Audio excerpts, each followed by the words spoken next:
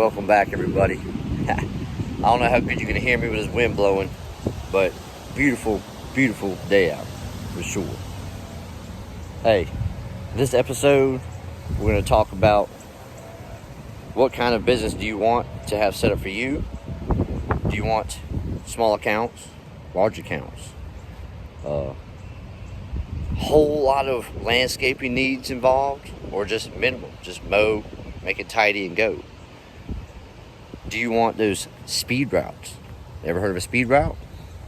Maybe not. Speed routes are there, good money, all right? Do you want pristine mowing accounts where you take your time and everything has to be manicured and tight? What kind of business model are you setting up for yourself? Because they all have success as long as you do them correctly. See if we can touch base on that stuff as we mow through the day. It's already 3:20, almost 3:20. Our goal was to mow those two accounts as you just saw and one down the street. That was 45, 70. Quick and easy. We were in and out in about an hour and 10 minutes. So I don't do just large accounts that are huge. I do small accounts also. It's all profitable. I try not to do the speed accounts. I've managed those in the past. It takes a lot of manpower, a lot of commercial bills, a lot of commercial properties, a lot of insurance, and not my game anymore. But a lot of money in that stuff, man. I've made other companies millions in the past. So, hey, rolling through the day. Boys are finishing up this place. We'll roll to 3 places left. Gorgeous, gorgeous places. We're gonna have some killer views with the clouds rolling through and the wind. Stick around. We're gonna touch base on stuff, all right?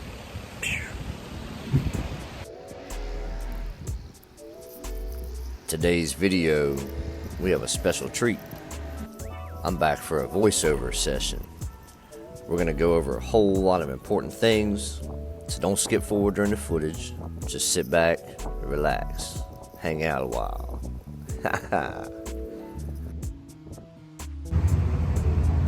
Alright, I'm back. I just happened to stop for some food at the Subway and landed looking at the backyard of my old shop that I used to run as a foreman.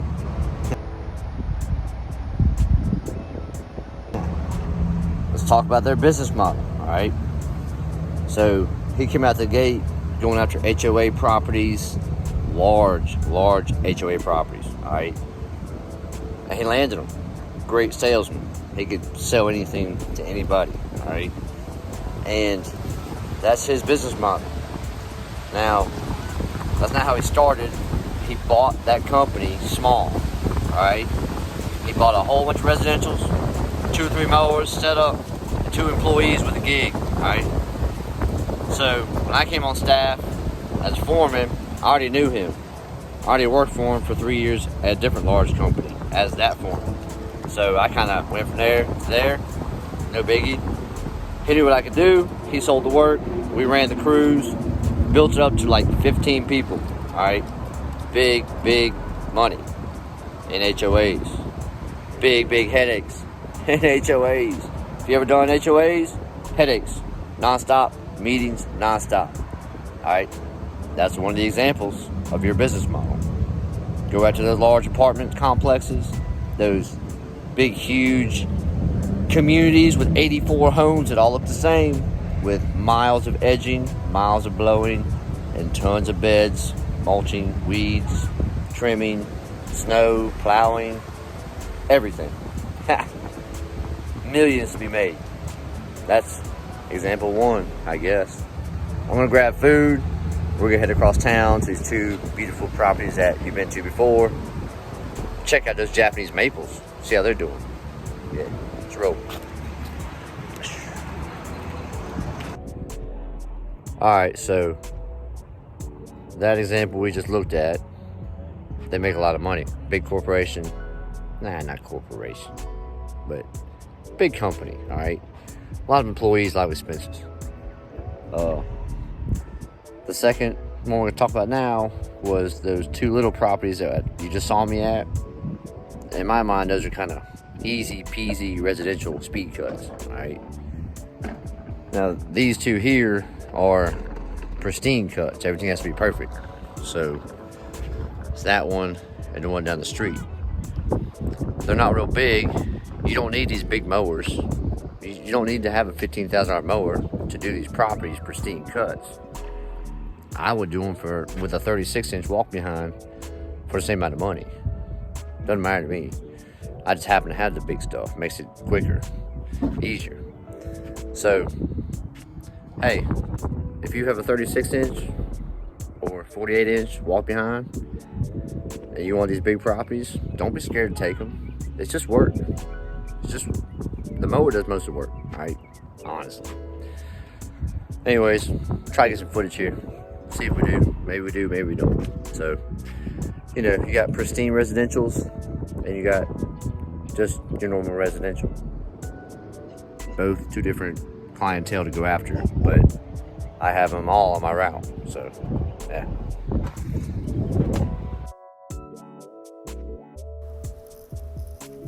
All right, everybody. Starting off here, obviously, you can make money using any size mower. Period, point blank. Facts of life. Now, you want to start knocking out large volumes and making that good money? I mean, honestly, you have to upgrade. Upgrade to that top-notch commercial grade mower, whatever size you need, and you'll speed up your times, which allows you to charge accordingly to these accounts. Let's talk about money, all right? Because we all know the difference looking at accounts, that they're all different.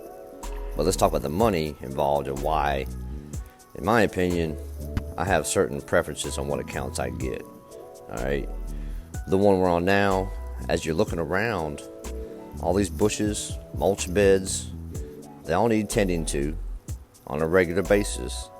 They all need a spruce up, remulching, trimming. We have videos out on all this stuff on this property. We have aeration and seeding video out on this property. You can see the results. We have a holly tone, plant tone video out on this property. You can see those golden mops, how good that product does. So that alone, just looking at this property here, all the extra work that you can pick up is amazing. All right. So this is a $70 stop every week, 30 visits a year, $2,100. All the other stuff I just named off is $2,100 or more additional income. So this account is actually 2 accounts. Is that making sense? I'm getting double the amount of money for this account compared to a mow and go that just wants me to mow the grass. And I have a year-round work. It's making sense at this moment to me. We'll continue on the next property. Go on the numbers here. The next one's a little bit more difficult to deal with. Plenty of trimming, as you'll be able to see through the footage. So this one is $90 a visit. And that's just for the mowing maintenance. And that's 30 visits a year, $2,700. And, you know, just the general services with nothing extra added on is at least an additional $5,000 for the whole year. So we're just going to say $7,700 for this account. Now, we also charge extra to do the bed maintenance, the weed control in the beds and whatnot, trimming as needed throughout the whole season. Those are all additional charges. The good thing to me is that we just did this $13,000 landscape installation. Well, how many yards am I going to mow to make up that kind of money? It's just ridiculous how much more these larger, pristine, as I call them, properties are when it comes to your income. But you have to have the knowledge and the skills.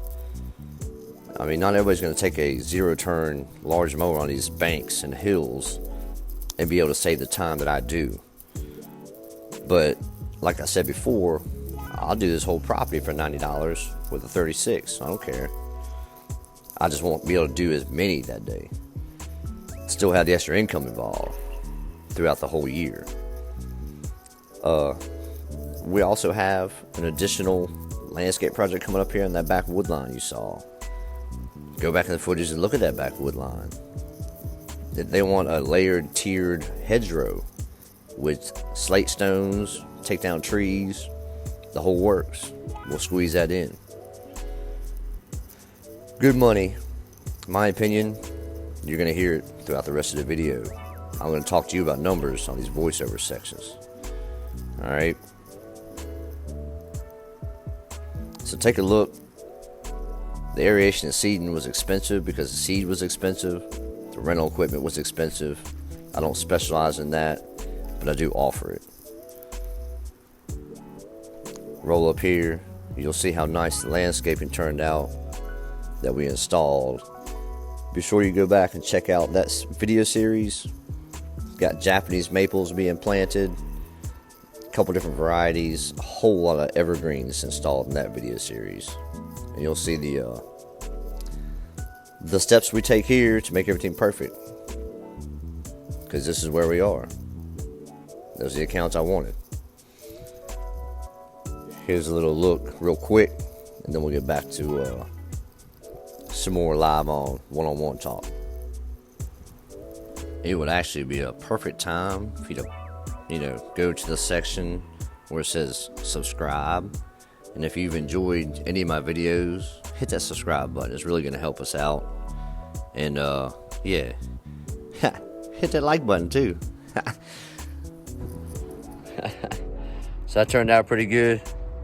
Hey, I was worried about the wind blowing that grass all over the fresh black dyed mulch. But, put that flap down the Scag. Worked out fine. No messes. Looks perfect. For this week, we'll be back next week, 7 days later. All right, we are off to another type of property, which is large acreage estates. They care about their place, a lot of grass, a lot of weed eating fence lines. Yeah, so that's where we're heading. Let's go. So the last two properties, those were the pristine, small residentials. You got the numbers? Think about that. If I just had a mow and go that was $50 a visit for 30 times a year, that's $1,500 profit. The $1,500 compared to almost $5,000, huge difference in the mow and goes. But like I said, mow and goes are successful if you do it correctly. There's definitely a place to make some good money in the mow and go industry. We're definitely going to hit that up in discussion. Stick around for this footage. It's a good talk over. You might learn something. If not, at least it'll be an enjoyable experience all around.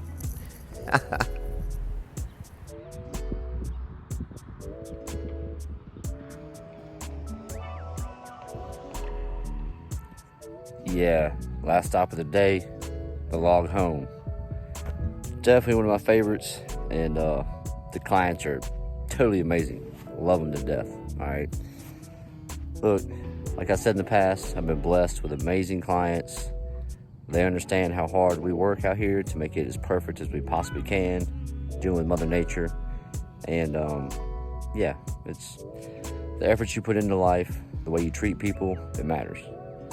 That's why I close my videos out telling y'all to be kind and love each other. All right. Now look, we've been talking about the different size properties. This one obviously is big, right?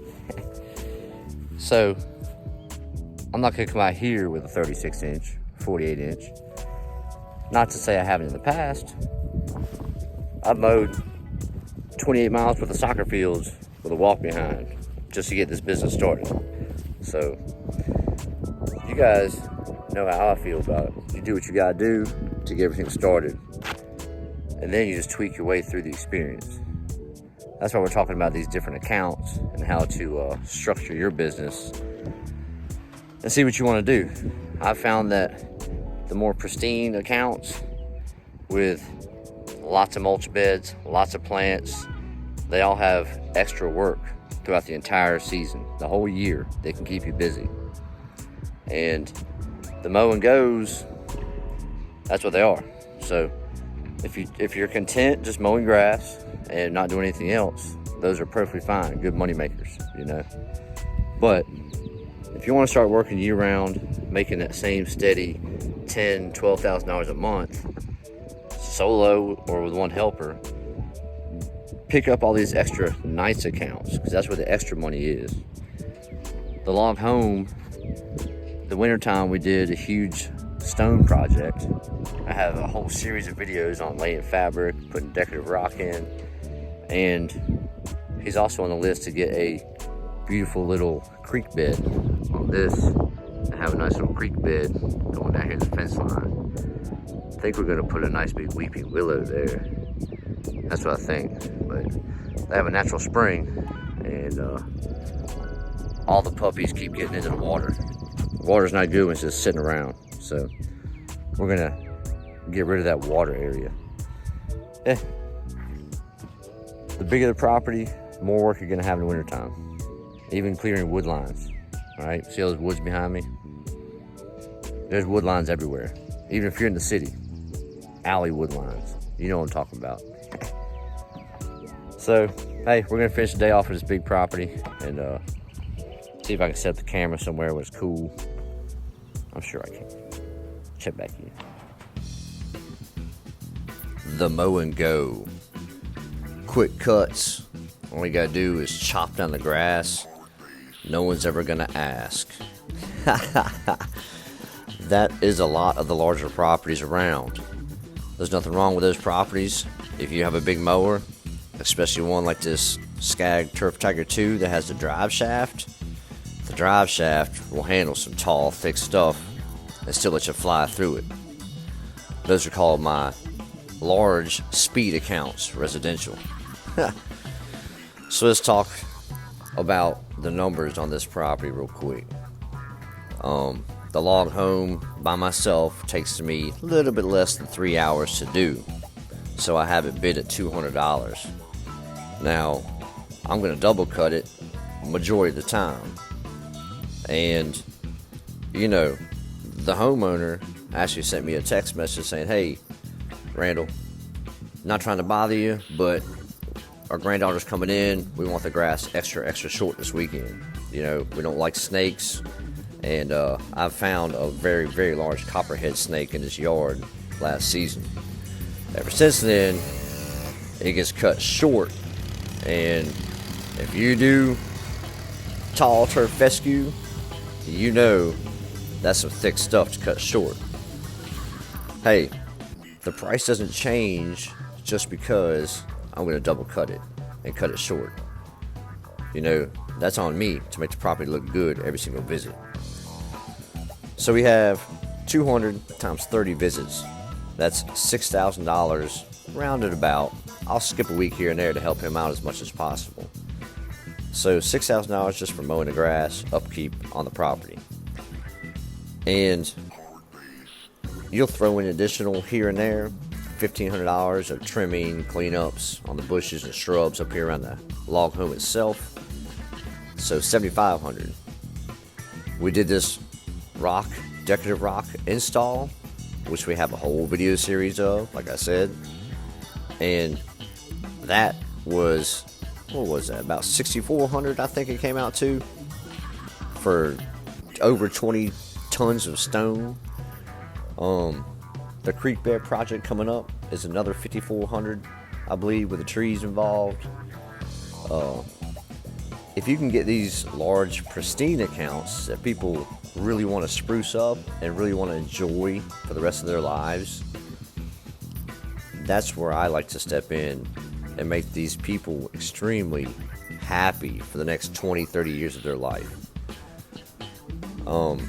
We've already talked about putting in a concrete foundation for a shed in the wintertime. Those wintertime projects that come along with these big properties. He asked me about a fire pit. We do the fire pits also. So those numbers compared to a mow and go, I mean, in my opinion, guys, there's no comparison in the amount of workload that's out here and the amount of money you can make if you find the right customers. Now, you'll see when I show you these fence lines around the whole outside, there's every single different level of mowing account right around me. You know, the mow and go, the small, the large, commercial, you name it. Something to think about. Which direction do you want to take your properties? Let's talk about the mow and goes. Dude, the mow and goes are what I consider the Sheetz gas stations, the Wawas, any gas stations, 7-Elevens. You can get into the Best Buys, the Targets. What else do we do? Lowe's. Lowe's and Home Depots everywhere. Those are the mow and goes. As long as you have that place mowed and the trash picked up, you can haul in and out of those places with large crews and make bank on that. Gotta be careful though. You gotta deal with management. Sometimes they're slow on paying them money and up to 45 days wait on a lot of output in employees, income, you know, the wages you're paying these guys for 45 days, plus the gas, plus the materials involved. You got to have a bank sitting there to fund yourself. Careful on those. But mow and goes are good. Not my preference. So that's what the speed routes are. Speed routes are also available in the residential section because I could easily go find 200 homeowners that have easy yards that simply just want the grass cut. Speed routes. I think it's a good name.